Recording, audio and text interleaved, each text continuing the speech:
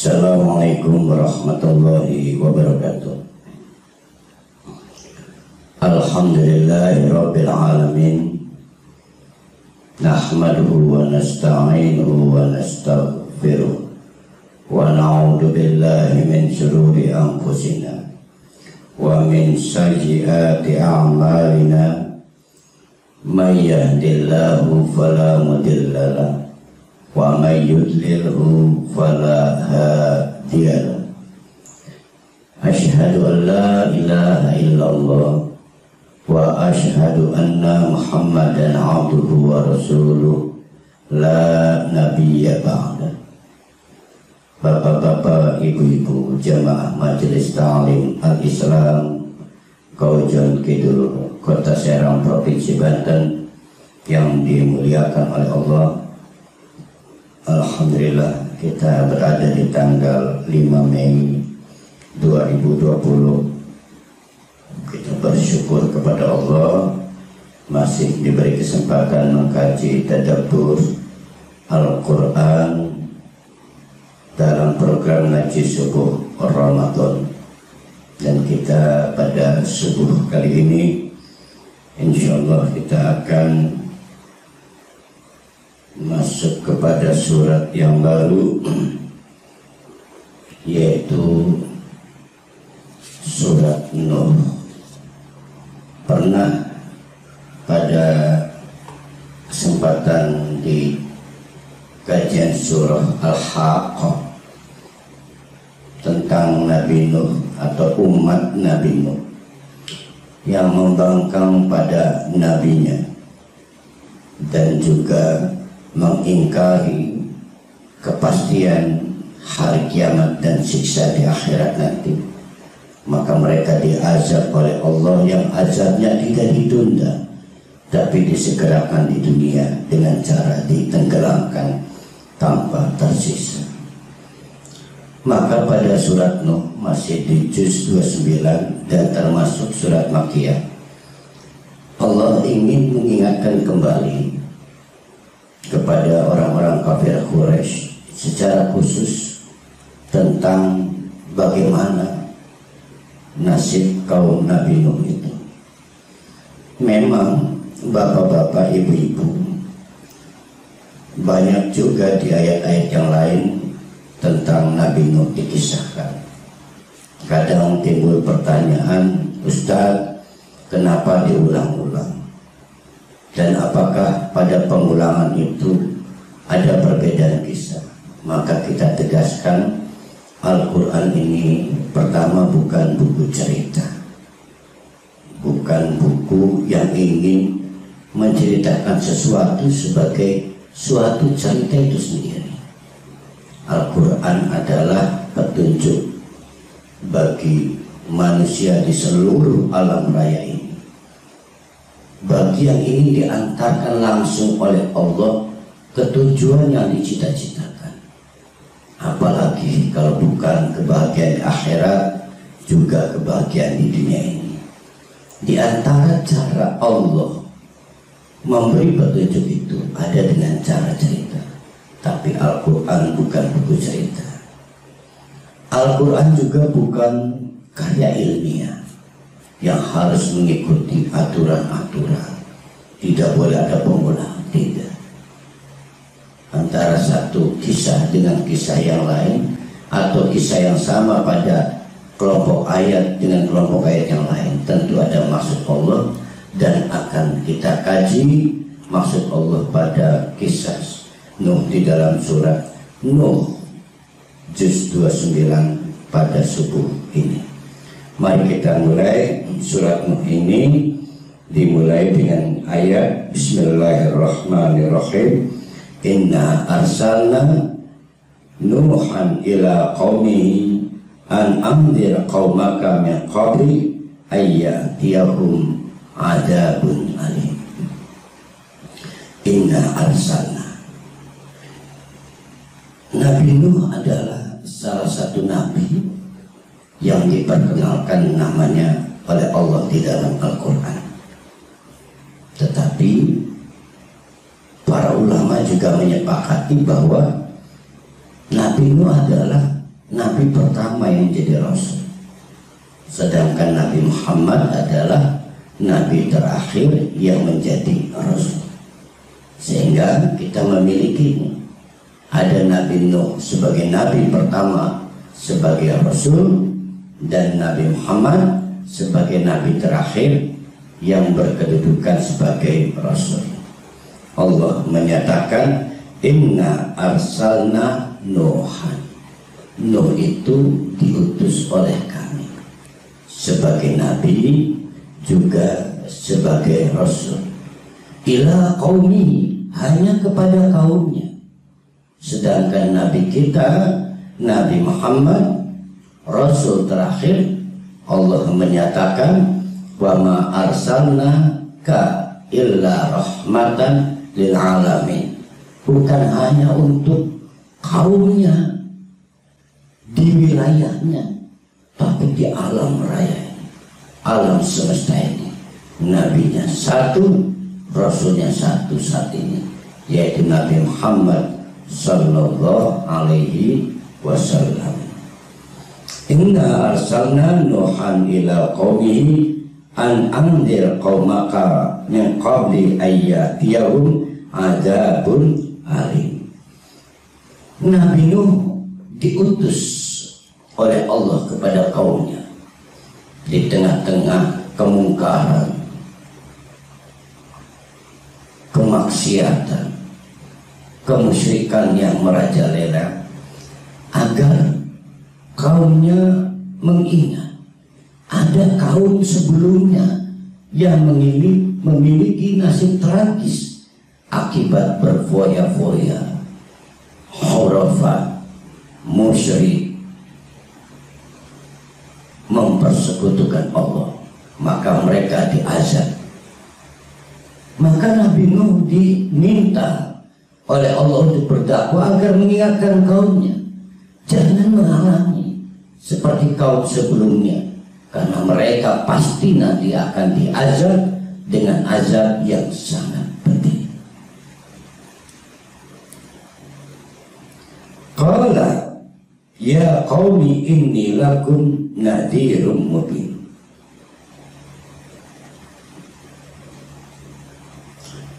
Nabi Nuh berdakwah, ya qaumi inni lakum nadhirum mubin. Wahai kaumku, ya qaumi, wahai kaumku.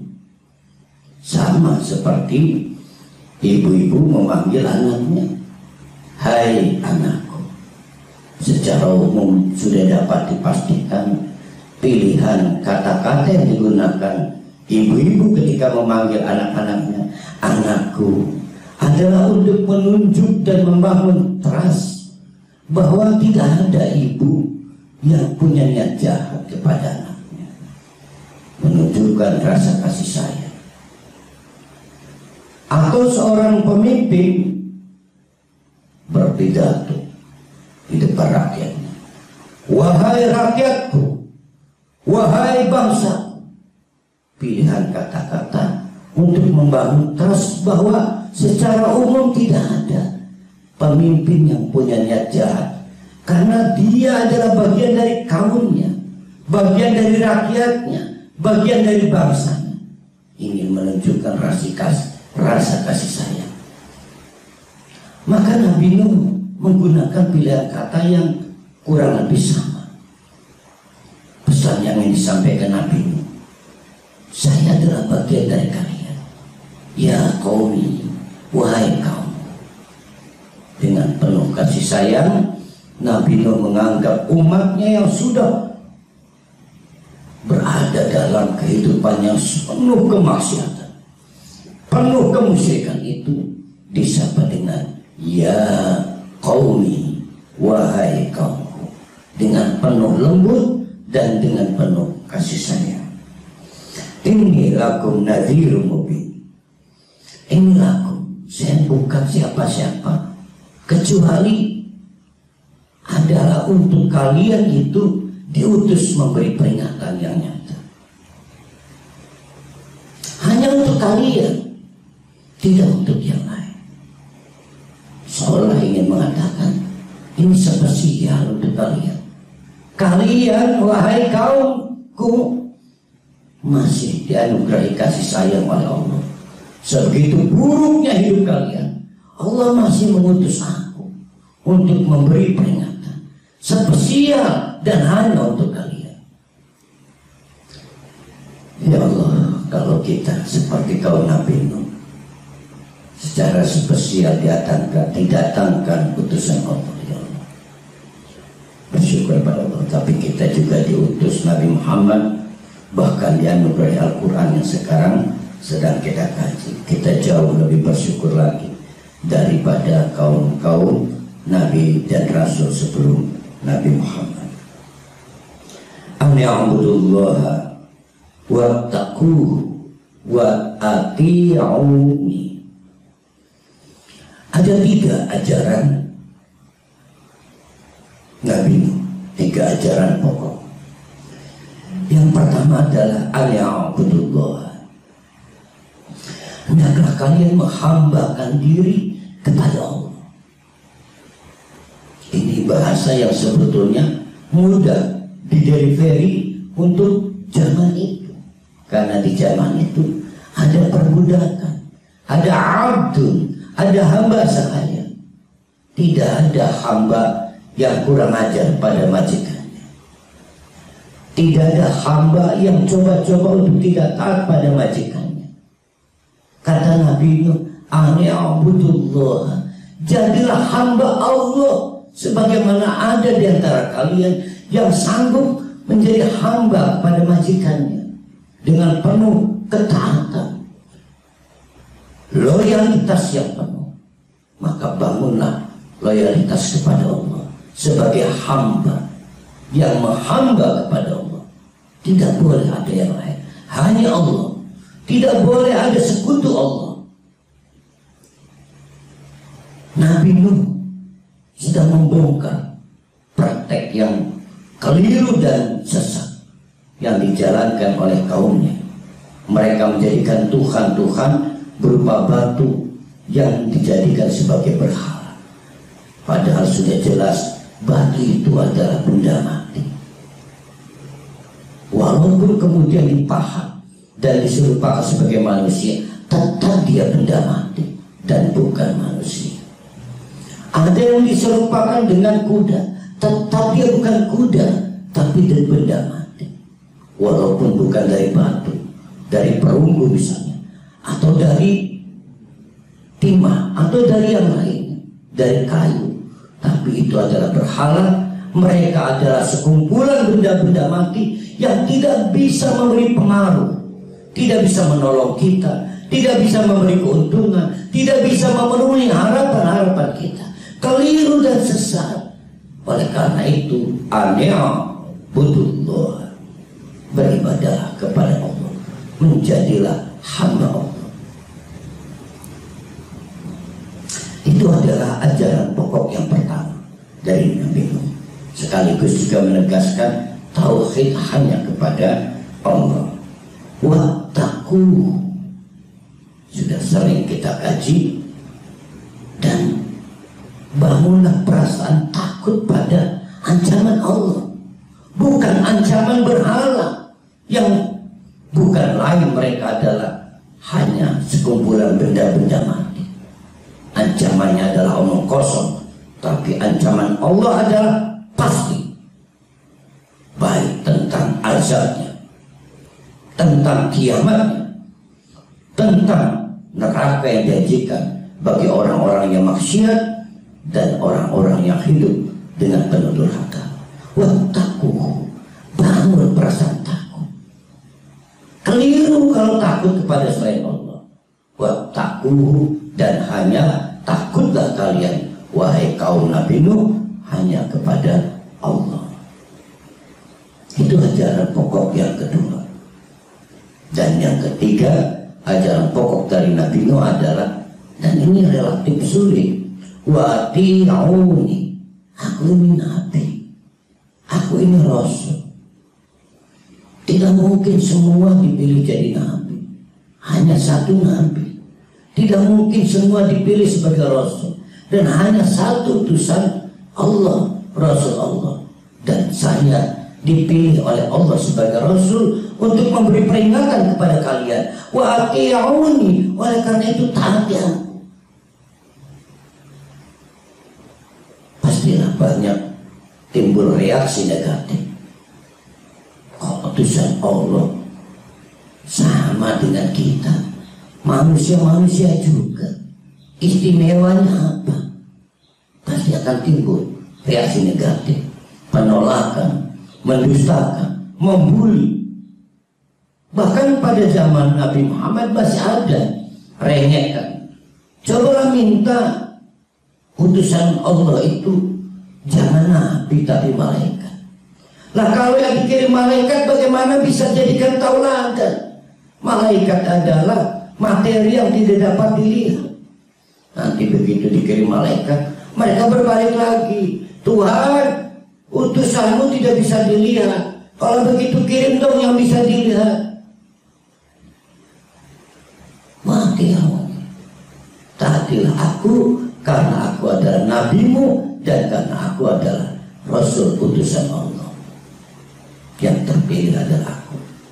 Wa'ati'u. Jadi ada 3 ajaran pokok. Yang pertama adalah menegakkan tauhid dalam bentuk menghambakan diri kepada Allah. Hal yang mudah dipahami oleh orang-orang zaman Nabi, termasuk oleh orang-orang kafir Quraisy yang perbudakan sedang merajalela. Banyak yang sanggup memahami sebagai budak begitu taat dan loyal pada majikannya. Maka hari ini ketaatan dan loyalitas bukan kepada majikannya, tapi kepada Allah yang mengatur alam raya ini. Wattaquhu, dan bertakwalah kepada Allah, hanya kepada Allah. Bangun rasa takut pada ancaman-ancaman Allah, bukan ancaman selain Allah. Wa'ati'uni, dan taatilah Nabi dan Rasul pilihan Allah. Ya yaghfir lakum min dzunubikum wa yu'akhirkum ila ajalin musamma. Inna ajalallahi idza jaa la yu'akhkhar law kuntum ta'lamun. Dakwah Nabi Nuh berikutnya kepada kaumnya adalah mengajak beristighfar kepada Allah. Sudah tidak dapat dipungkiri begitu sesat jalan hidupnya kaum Nabi Nuh itu, begitu durhaka perilaku keseharian kaum Nabi Nuh. Tapi jangan khawatir, kalau minta ampun pada Allah, diampuni oleh Allah. Maka Nabi Nuh menyampaikan, yaghfir lakum min dzunubikum, ketahuilah apa yang kalian lihat adalah dosa belaka. Yang pertama adalah menyadari bahwa yang dilakukannya keliru. Termasuk untuk bapak-bapak, ibu-ibu semua. Kalau mau bertobat kepada Allah, sadarilah yang dilakukan itu keliru, salah, sesat. Dan sadari pula setiap kekeliruan, setiap kesalahan, setiap kesesatan akan berakibat dosa. Dan sadari pula tidak ada yang bisa menghapus dosa kecuali Allah Subhanahu wa ta'ala. Maka mintalah ampun kepada Allah. Kata Nabi Nuh, ayo sadari yang kalian lakukan salah, yang kalian lakukan keliru. Dan setiap kesalahan, setiap kekeliruan pasti akan menimbulkan dosa. Maka minta ampunlah kepada Allah, maka Allah akan mengampuni dosa-dosa kalian. Tapi mari kita perhatikan bapak-bapak, ibu-ibu yang berbahagia. Ayatnya adalah yaghfir lakum min dzunubikum. Sudah sering kita bahas, apabila digunakan harf min, maka itu min tamam, berarti tidak seluruh dosa. Min dzunubikum berarti hanya sebagian dosa. Timbul pertanyaan, lalu bagaimana nasib sebagian dosa yang lain? Ada ulama yang berpendapat bahwa frasa min dunubikum, kata majemuk min dunubikum, itu adalah penggalan. Tidak berarti Allah hanya sanggup mengampuni sebagian, tetapi Allah memiliki kepastian baik sebagian maupun keseluruhan adalah hak prerogatif Allah. Maka digunakan kata min dunubikum. Tapi ada juga pendapat yang lain bahwa min dunubikum itu berarti memang cuma sebagian. Karena sebagian yang lain dimungkinkan bukan dosa berkaitan dengan Allah langsung, tapi ada kaitan dengan menipu, ada kerugian pada orang lain. Tidak bisa Allah mengambil otoritas manusia, maka kita harus minta maaf kepada manusia yang dirugikan. Ada berbohong, ingkar janji, memukul, menendang, menganiaya, menyakiti, sesuatu yang memang merugikan orang lain. Allah tidak bisa mengampuni kecuali kita lebih dahulu mendapatkan maaf dan ampunan dari orang yang kita rugikan, orang yang kita tipu, orang yang kita bohongi, orang yang kita ingkari janjinya, dan orang yang kita aniaya. Maka digunakan kata min dunubikum, sebagian dari dosa kamu akan dihapus oleh Allah kalau kalian bertobat kepada Allah. Tapi sebagian yang lain tunggu dulu, mintalah dulu maaf kepada orang yang dirugikan. Hati-hati bapak-bapak, ibu-ibu yang berbahagia. Catat-catat, ingat-ingat, mana orang yang pernah kita rugikan, kita aniaya. Cari sekuat tenaga. Kalau masih ada ahli warisnya, temui ahli warisnya. Bersungguh-sungguhlah menjelaskan rasa sesalnya. Bersungguh-sungguhlah menjelaskan tidak ada yang bisa mengampuni. Bahkan ampunan Allah pun akan turun kalau ada maaf dari yang kita jadikan korban. Maka mintalah maaf itu dengan sungguh-sungguh. Bagaimana Ustaz kalau kemudian bahkan ahli warisnya pun masih tetap tidak dapat maafkan? Kesungguhan itulah yang akan menjadi dasar Allah bahwa kita sebetulnya sudah sungguh-sungguh minta maaf, tapi pintu maaf tidak dibuka. Allah tidak akan memberikan beban yang di luar batas kemampuan kita. Yaghfir lakum min dunubikum wa yu'akhirkum ila ajalin musamma. Kabar gembira yang disampaikan Nabi Nuh kepada umatnya. Wahai kaumku, sadarilah kalian ini keliru, sesat, dan tidak ada keliruan, tidak ada kesesatan kecuali menimbulkan dosa. Ayo minta ampun kepada Allah dan jangan khawatir, Allah masih memungkinkan untuk menunda ajal. Nah, kita bertemu dengan kata ajal. Apa itu ajal? Ajal itu batas waktu manfaat sesuatu. Kita punya mobil, akhirnya mobil itu dibawa ke bengkel tetap saja tidak bisa digunakan. Bahkan spare part yang terbaik tidak ada, tetap akhirnya mobil itu mogok. Maka kita katakan ajalnya sudah tiba, batas waktunya telah selesai untuk bisa digunakan. Nah, itu ajal. Berarti kalau ajal manusia telah tiba, berarti masa beraktivitinya telah habis. Kata Nabi Nuh, wa yu'akhirkum ila ajalin musamma. Allah bisa mengakhirkan ajal ajalin musamma, sampai batas ajal yang tertentu, dalam rangka memberikan kesempatan untuk beramal soleh setelah bertobat kepada Allah. Maka kita mengenal ada dipanjangkan umurnya. Para ulama berpendapat bahwa qada itu memang ada dua.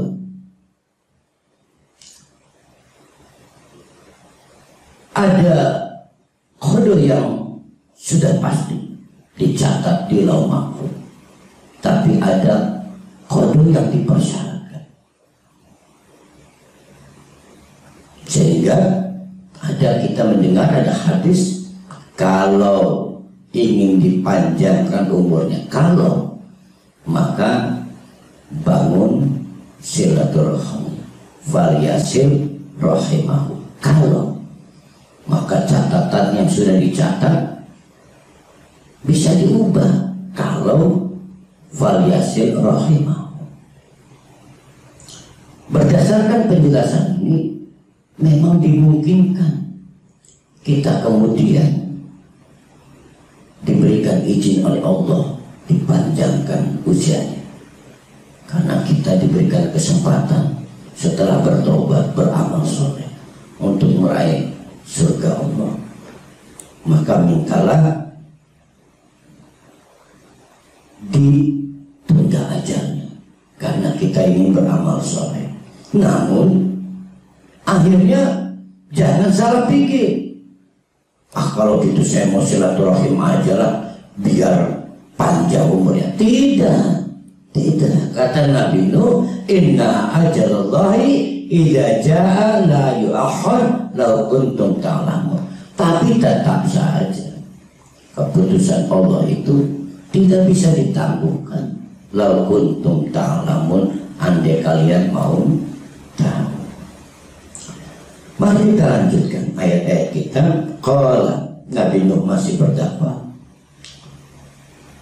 Ini Nabi Nuh akhirnya melaporkan kepada Allah, Rabbi, ya Tuhanku, inni da'autu qaumi, aku sudah berdakwah qaumi kepada kaumku, lailan wa nahar, siang dan malam. Falam yazidhum du'ai illa firara, tapi responnya negatif, tidak tambah keimanan mereka. Mereka tetap saja tidak mau bertobat, tidak mau memohon ampunan pada Allah, tidak mau meninggalkan kesesatan mereka, kemaksiatan mereka, kekufuran mereka, kemusyrikan mereka. Malah itu semua yang bertambah. Wa inni kullama da'autuhum litaghfir lahum ja'alu asabi'ahum fi adanihim. Malah ya Allah, ya Tuhanku, ini kullama, sesungguhnya aku kullama tiap kali da'autuhum litaghfir lahum, tiap kali diingatkan kepada kaumku agar minta ampun kepadamu ya Allah, ja'alu, mereka kurang ajar Allah, ja'alu, malah mereka menjadikan asabi'ahum, banyak jari mereka, fi adanihim, di telinga mereka. Kalau cuma pengen tutup kuping, 2 jari sudah cukup. Tapi saking kufur, sombongnya, rasa dan kesesatan yang luar biasa, maka mereka tutup telinga dengan banyak jari. Bapak-bapak, ibu-ibu yang berbahagia, jari kita sekarang banyak. Ada yang nekat maksiat, ditutup dengan perempuan, jari kita perempuan, jari kita kekayaan. Bahkan lihat anak, akhirnya orang tua nekat korupsi, diingatkan oleh orang lain jangan korupsi, tapi disumpah oleh anak kita, jari kita banyak. sehingga telinga kita menuntut orang-orang yang memberi peringatan kepada kita. Boleh jadi kendati pun telinga kita ditutup laksana orang tuli, tapi mata kita masih bisa melihat orang-orang yang memberi peringatan, seperti kita membaca bibir, membaca isyarat. Tapi apa yang terjadi kalau telinga ditutup, mata juga ditutup? Bagaimana cara menutupnya? Bayangkan kelakuan kaumnya Nabi Nuh. Sudah telinganya ditutup, tidak cukup dengan 2 jari, tapi dengan banyak jari yang mereka miliki, mereka juga wastaghshaw thiyabahu, menutup tubuh mereka dengan kain. Maka tidak ada yang bisa mereka lihat.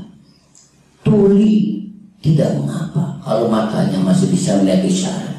Nah, kalau sudah tuli, ditutup telinganya dengan banyak jari, mata juga ditutup dengan kain, maka tenggelamlah mereka dalam kegelapan, kesesatan, kekafiran, kemaksiatan, kemusyrikan. Naudzubillah min dzalik. Naudzubillah min dzalik. Jangan sampai gelap mata hidup kita ini, bapak-bapak, ibu-ibu kita yang berbagi. Naudzubillah min dzalik. Jangan sampai gelap mata, karena inilah perilaku kaum Nabi Nuh. Wasarru wastakbaru istikbar. Mereka betul-betul membangkang, bertekad kuat untuk menolak dakwah Nabi Nuh, dan mereka berlagak sombong dengan keakuan yang luar biasa. Allahu Akbar. Naudzubillah min dzalik. Semua ini da'utuhum jihar. Tapi kata Nabi Nuh tidak putus asa, sabar dan penuh kasih sayang. Ini da'utuhum jihar, kendati pun reaksi negatif yang sangat keras dan menyakitkan hati, Nabi Nuh tetap berdakwah, menyerukan 3 ajaran pokok yang telah disebutkan di atas tadi, jihar secara lantang. Semua ini a'lantu lahum wa asrartu lahum israra. Ada yang didakwai secara terang-terangan, tapi terlihat rupanya ada kaumnya juga yang ketakutan menerima ajaran Nabi Nuh. Maka kepada orang-orang itu Nabi Nuh berdakwah dengan cara berbisik-bisik. Faqultu, maka aku katakan, kata Nabi Nuh kepada mereka, ini masih curhat kepada Allah, istaghfiru, ayolah, ada waktu kalian. Allah memaafkan kesalahan kalian, kesesatan kalian, kemaksiatan kalian, kedurhakaan kalian, kekafiran dan kemusyrikan kalian. Istaghfiru, minta ampunlah kepada Allah, Rabbakum, kepada Tuhan kalian yang memelihara kalian, bukan berhala yang tidak punya daya apa-apa. Mereka adalah sekumpulan batu, sekumpulan perunggu, sekumpulan timah, kayu dan benda-benda mati lainnya yang dijadikan oleh mereka sebagai Tuhan, sebagai berhala. Innahu kana ghaffar, kan Allah itu adalah Maha Pemberi ampunan. Bahkan Nabi Nuh menjanjikan kepada kaumnya, kalau mereka itu beribadah kepada Allah, kalau mereka itu membangun perasaan takwa, takut pada ancaman Allah, dan taat kepada Nabi Nuh sebagai Rasul Allah, mereka juga bertobat kepada Allah, maka Nabi Nuh menjanjikan, yursilus sama'a alaikum midrara.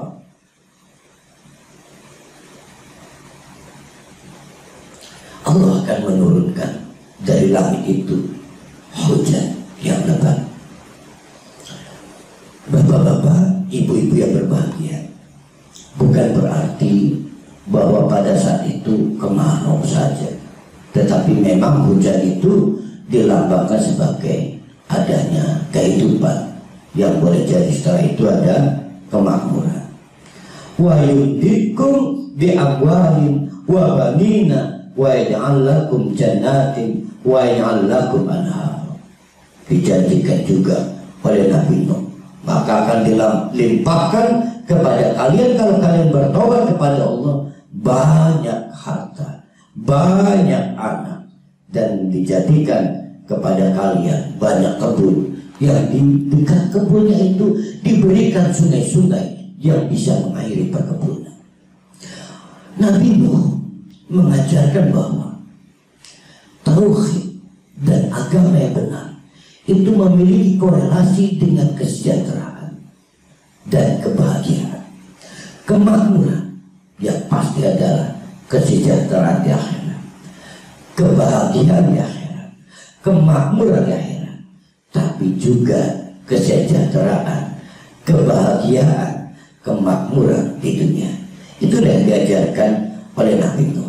Kita bersyukur kepada Allah, kita masih dapat mendapatkan kesempatan dari Allah untuk menjalankan agama ini secara baik, secara benar. Maka mudah-mudahan kita adalah bagian yang dijanjikan oleh Allah, berkehidupan yang makmur, kemakmuran menurut Allah, kehidupan yang membahagiakan, kebahagiaan menurut Allah, dan kehidupan yang menyenangkan menurut Allah. Kita ikhlas, apapun yang diberikan Allah adalah yang terbaik untuk kita sebagai hamba Allah. Ma lakum la tarjuna lillahi waqara.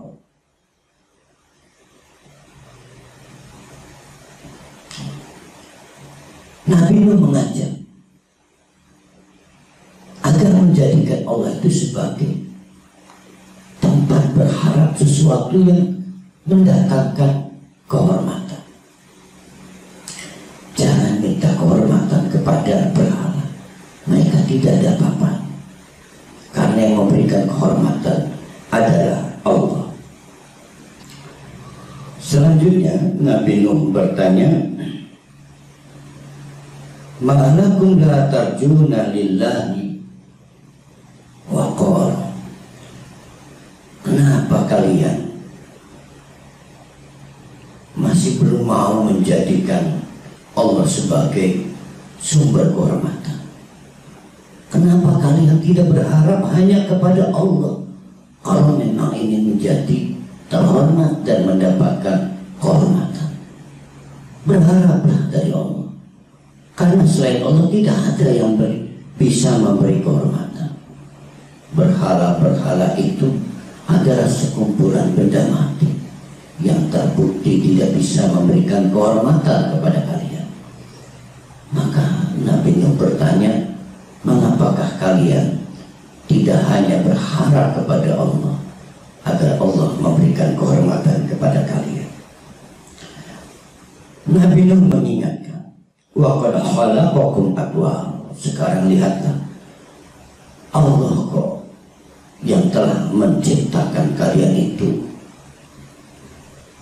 atwara, bertahap-tahap, dari sperma jadi janin, lalu tumbuh dan tumbuh. Coba renungkan, apakah berhala yang menciptakan kalian bertahap-tahap itu? Tidak. Dari sperma itu kalian diciptakan, Allah pelihara, lalu jadi janin.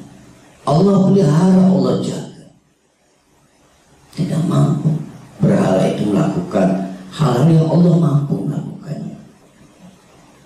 Coba renungkan itu.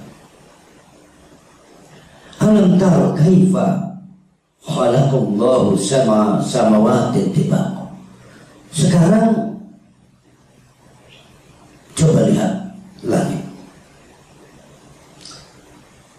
Tahukah kalian bahwa langit, kata Nabi, itu ada 7 tingkat, diciptakan oleh Allah 7 tingkat. Nah, ini sudah sering kita bahas.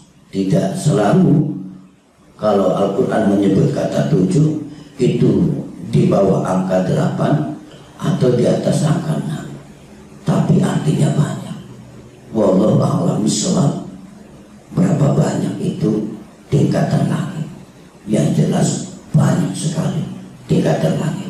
Kata Nabi Nuh, cobalah renungkan, lihatlah, hanya Allah yang menciptakan langit itu bertingkat-tingkat, bukan berhala, bukan patung, bukan sesembahan persembahan kalian selama ini. Lihatlah langit, hanya Allah yang menciptakan langit itu bertingkat-tingkat. Wa ja'ala al-qamara fihinna nuran wa ja'ala asy-syamsa sirajan. Dan lihat bulan, ada bulan yang bersinar, tetapi juga ada matahari yang memiliki cahaya.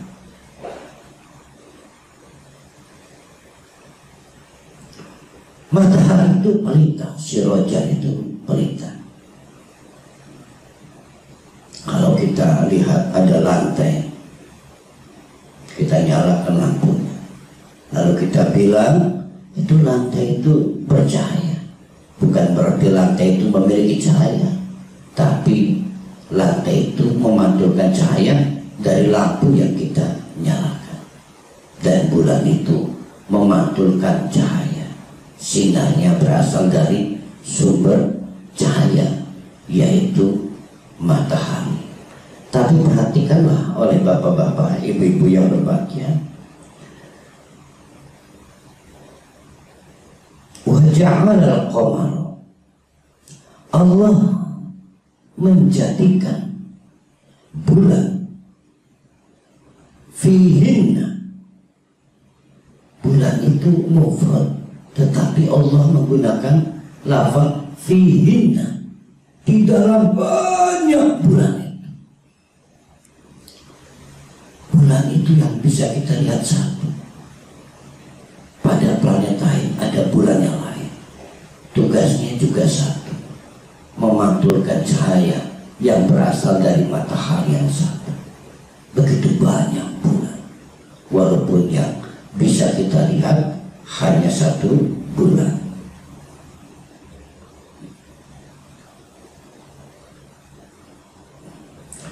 Wallahu ambatakum minal ardi nabatan. Dan Allah membuat kalian itu tumbuh minal ardi, menumbuhkan untuk kalian minal ardi, dari bumi, nabatan, tumbuhan. Tapi kalimatnya menumbuhkan kalian. Nabi Nuh, Allah melalui Nabi Nuh ingin mengingatkan, lihatlah kalian itu airnya juga dari tanah.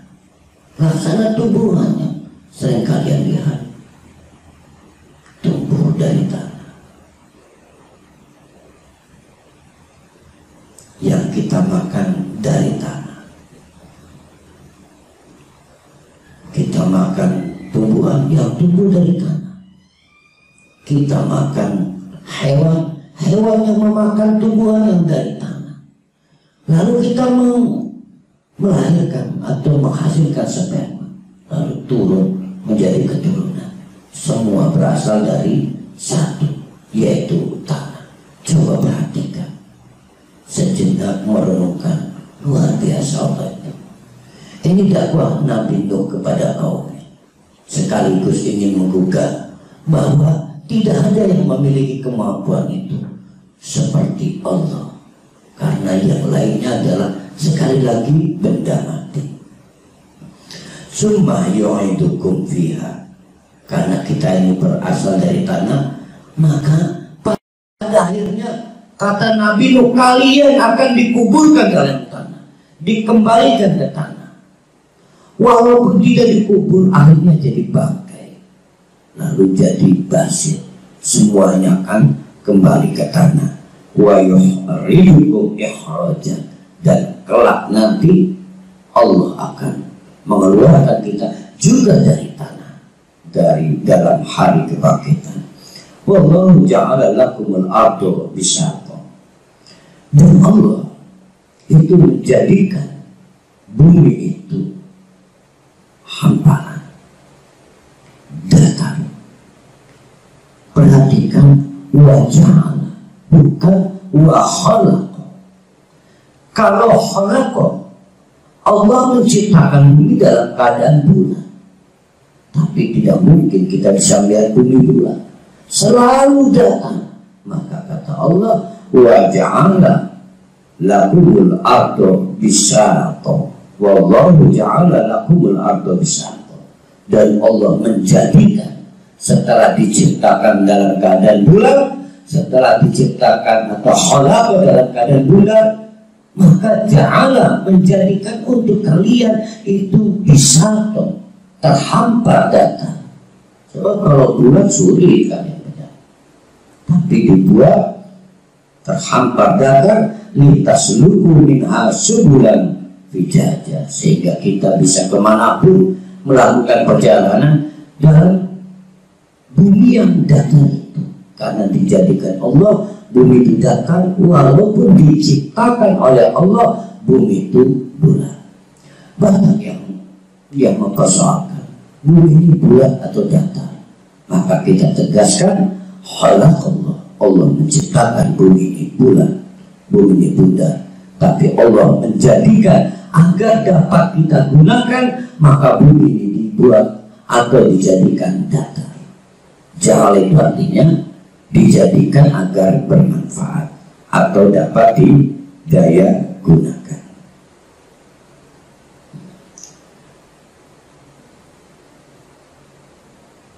Qala Nabi Nuh berdoa kepada Allah. Qala Nuh, Rabbi, ya Tuhanku, innahum asawni, mereka nyata-nyata sudah melawanku. Wattaba'u man lam yazidhu maluhu wa waladuhu illa khasar, mereka malah ittiba, mengikuti kepada segala sesuatu yang tidak ada gunanya, tidak memiliki daya, tidak memiliki apa-apa, tidak mampu menambah kaya siapapun, dan tidak mampu memberikan anak kepada siapapun. Mereka memang sudah tersesat. Perhatikan ayat ini. Man lam yazidhu maluhu wa waladuhu illa khasar. Yang terjadi malah harta anak-anak itu khasar, merugikan.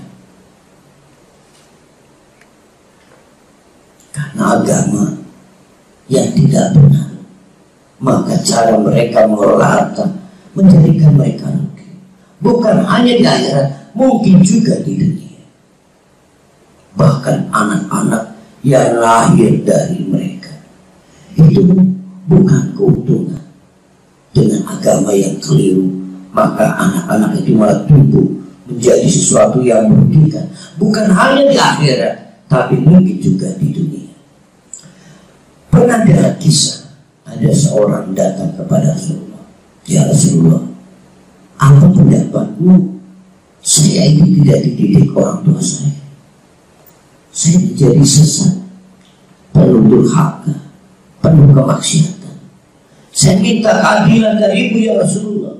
Ini adalah akibat dari orang tua saya. Ini contoh. Anak-anak yang tumbuh dari kita malah kemudian jadi bencana, karena akan merugikan kita. Bukan hanya di akhirat nanti, tapi juga mungkin di dunia ini. Na'udzubillah min dzalik.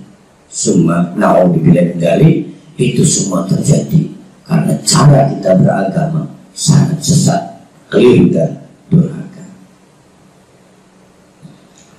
Wa makaru makron kubar, mereka juga bersiasat dengan siasat yang jahat dan sangat besar.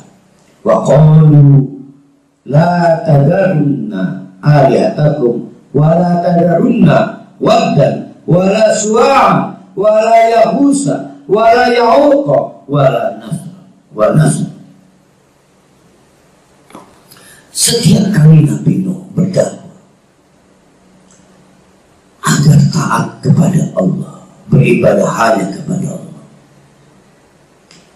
mereka malah kemudian ikut-ikutan berdakwah yang menjadi antitesanya, menjadi lawannya. La tadarunna alihatakum. Jangan terpengaruh Nabi Nuh. Jangan tinggalkan Tuhan-Tuhan kalian yang tidak lain adalah berhala dan patung. Wala tadarunna wadda, jangan tinggalkan berhala wadda. Wala suwa, berhala suwa. Wala yahusa, berhala yahus. Wa ya'uq, berhala ya'uq. Wa nasr, dan berhala nasr. Macam-macam berhala mereka. Konon berhala ini tidak lain adalah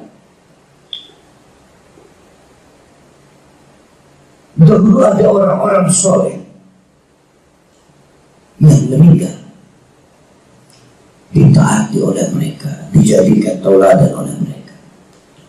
Maka orang-orang soleh itu kemudian dibuatkan patungnya. Ada yang dibuat dari perunggu, ada yang dibuat dari timah, ada yang berbentuk kuda, ada yang berbentuk binatang-binatang lain. Jadi mereka ini sebetulnya adalah mentauladani orang-orang soleh, tapi melalui berhala. Itu adalah ajaran yang keliru, ajaran yang sesat. Mintalah kepada Allah langsung, karena Allah tidak memiliki wakil, tidak memiliki anak. Waqad adallu katsir wala tazid dhalimina illa dhalal. Ya Allah, ini masih doa Nabi. Mereka yang sudah terlalu banyak kesesatan. Mohon ya Allah, tolong jangan ditambah kepada mereka illa dhalal, kecuali tambah kesesatan. Ada yang bertanya, itu kok bisa ya Nabi Nuh kok mendoakan sesat kepada kaumnya? Padahal Nabi Nuh itu lembut, halus. Bapak-bapak, ibu-ibu, kalau ada orang hidup dengan kesesatan, kalau dia tersesat pasti karena dirinya sendiri. Lalu ada orang lain yang ngomong sesat, tapi yang diomong memang orang yang sudah hidupnya penuh kesesatan. Maka apakah orang itu sesat karena orang lain? Tidak. Dia sesat dengan dirinya sendiri. Tapi Allah bisa saja mengubah jalan hidup orang. Maka kata Nabi Allah, biarkan mereka. Biarkan mereka dalam kesesatan yang sudah mereka rintis, yang sudah mereka lakukan. Dan tidak ada yang tambah dari mereka kecuali kesesatan. Mimma khati'atihim, itu karena ulah mereka sendiri, karena kesalahan yang mereka sengaja lakukan. Kenapa disebut sengaja? Sudah diingatkan tapi membangkang, sudah diingatkan tapi tetap saja mereka melakukan. Bahkan mereka menyerah, mendustakan Nabi Nuh dan menolak untuk taat kepada Allah. Ugriku, ya Allah, tenggelamkan mereka. Dan kita sudah tahu akhirnya mereka ditenggelamkan dalam tsunami yang besar yang terjadi di daerah mereka. Fa'udkhilu nar, maka masukkan mereka ke neraka. Falam yajidu lahu min dunillahi ansara, maka mereka pasti tidak akan ada yang bisa menolong, karena yang bisa menolong cuma Allah. Tapi mereka enggan taat pada Allah, maka bagaimana mungkin Allah bisa menolong mereka? Tidak ada yang bisa menolong kecuali Allah. Tapi mereka tidak bertaubat pada Allah, maka bagaimana mungkin Allah bisa menolong mereka? Dan berkatalah Nuh, Nabi Nuh, Rabbi ya Tuhan, la tadar 'alal ardi minal kafirina dayya, jangan ada yang tersisa di muka bumi ini orang-orang kafir. Innaka, sesungguhnya engkau, intadarhum, kalau saja ada di antara orang-orang kafir yang sangat sesat itu tersisa, maka malah petaka, karena mereka kemudian akan melahirkan kesesatan baru pada generasi baru. Maka Nabi Nuh berdoa pada Allah, ya Allah, intadarhum yudillu ibadaka, Kalau kau ambil sisakan dari orang-orang kafir itu, maka pastilah mereka nanti akan menyesatkan banyak manusia. Wala yalidu illa fajiran kafar, dan tidak akan tumbuh lahir generasi baru kecuali generasi kafir dan suka berbuat najis. Ini adalah kaidah umum. Orang tua yang jahat secara umum anaknya akan tidak jauh, pasti jahat juga. Namun dibilang dari bapak-bapak, ibu-ibu yang berbahagia, perbaiki hidup kita, perbaiki juga keluarga kita, karena keluarga kita ini akan menjadi kerugian kita di akhirat nanti, mungkin juga di dunia ini. Rabbi ya Allah, ini doa yang terkenal, juga doa yang baik untuk kita amalkan. Menjadi penutup dari surat Mu'minin, Nabi itu berdoa, Rabbi ya Allah, ighfirli, ampunilah aku ya Allah, wali walidayya, juga orang tuaku ya Allah, waliman dakhala baiti mu'minah, juga orang-orang mukmin